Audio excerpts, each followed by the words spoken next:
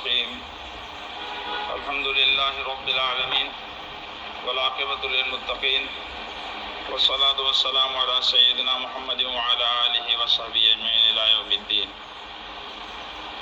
آج کے سبق میں ایک چھوٹی سی روایت ہے جو امام مسلم رحمۃ اللہ علیہ نے اپنی کتاب میں بیان کی ہے۔ حضرت ابو ذر رضی اللہ تعالیٰ عنہ سے منقول ہے، نبی کریم صلی اللہ علیہ وسلم نے ارشاد فرمایا، تین آدمی ایسے ہیں، تین آدمی یعنی اس سے مراد تین آدمی ہی نہیں بلکہ تین قسم کے لوگ جس میں یہ باتیں پائی جاتی ہوگی۔ قیامت کے روز اللہ تعالیٰ ان سے بات نہیں کریں گے، ان کی طرف نظر رحمت سے نہیں دیکھیں گے اور ان کو گناہوں سے پاک نہیں کریں گے یعنی معاف نہیں کریں گے، اور ان کے لیے دردناک عذاب ہے۔ نبی کریم صلی اللہ علیہ وسلم نے یہ جملہ 3 مرتبہ ارشاد فرمایا۔ یہ باتیں جو آپ صلی اللہ علیہ وسلم نے ارشاد فرمائی، اس میں یہ جملہ خاص کر کے کہ ان کے لیے دردناک عذاب ہے، یہ 3 مرتبہ ارشاد فرمایا، یعنی تاکید کرنے کے لیے۔ تو میں نے عرض کیا، اللہ کے رسول یہ لوگ تو بڑے خسارے اور گھاٹے میں ہیں، بڑے نقصان میں ہیں کہ جب اللہ بات نہیں کرے گا، نظر رحمت سے نہیں دیکھے گا اور ان کو معاف بھی نہیں کرے گا تو بڑے گھاٹے میں اور نقصان میں ہیں، یہ کون ہیں؟ تو نبی کریم صلی اللہ علیہ وسلم نے ارشاد فرمایا، لباس کو ٹخنوں سے نیچے رکھنے والا، لباس کو جو ٹخنوں سے نیچے رکھتا ہے، احسان کر کے جتلانے والا، اور تیسرا وہ آدمی جو اپنے سامان کو جھوٹی قسم کے ذریعے چلائے اور بیچے۔ یہ 3 ایسے لوگ ہیں جن کے ساتھ اللہ پاک بہت غصے میں ہوں گے، توجہ نہیں دیں گے، ان سے بات ہی نہیں کریں گے اور ان کو معاف بھی نہیں کریں گے۔ بہت خطرناک ہے۔ حضرت مفتی شفیع صاحب رحمۃ اللہ علیہ نے لکھا ہے ایک کتاب چھوٹی سی، گناہ بے لذت، یعنی ایسے گناہ جن گناہ میں کوئی لذت بھی نہیں ہوتی۔ اب یہ کہ بھائی ٹخنوں سے نیچے اپنا لباس لٹکا ہے، اس میں کون سا لذت ملتی ہے؟ کوئی لذت بھی نہیں ہے۔ بعض گناہ ایسے ہوتے ہیں کہ اس میں کچھ آدمی کو وقتی طور پر لذت مل جاتی ہے، وقتی طور پر لذت مل جاتی ہے۔ مثلا حرام کا کھانا کھا لیا تو کھاتے وقت تھوڑی سی لذت محسوس ہوتی ہے، اور کوئی بات گناہ کی کر لے تو اس میں بھی لذت ہوتی ہے، لیکن یہ تو ایسے گناہ ہے کہ اس میں گناہ بے لذت ہے۔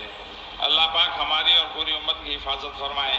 خاص کر کے ٹخنوں سے نیچے ایک مرتبہ ہمت کر کے آدمی اپنے لباس کو اونچا رکھنا شروع کر دے۔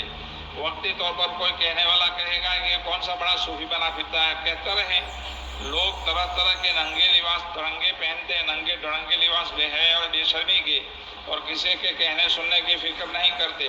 تو ہم نبی کریم صلی اللہ علیہ وسلم کا اتباع کرتے ہیں، اس میں ہمیں فکر کرنے کی کون سی ضرورت ہے؟ تو پہلا تو لباس کو ٹخنوں سے نیچے رکھنے والا۔ دوسری چیز احسان کر کے جتلانے والا۔ کسی کے اوپر آپ نے کوئی احسان کیا تو اس کو جتلاتے پھرو کہ بھائی میں نے یہ کیا، میں نے یہ کیا۔ مثلا گاؤں میں کسی غریب کا آپ نے کچھ مدد کر دی، کچھ بنا دیا، اس کی دیوار بنا دی، بیت الخلا بنا دی، اب اس کا ڈھنڈورا پیٹتے رہتے ہیں کہ میں نے کیا، احسان اپنی طرف سے بتلاتے رہتے ہیں۔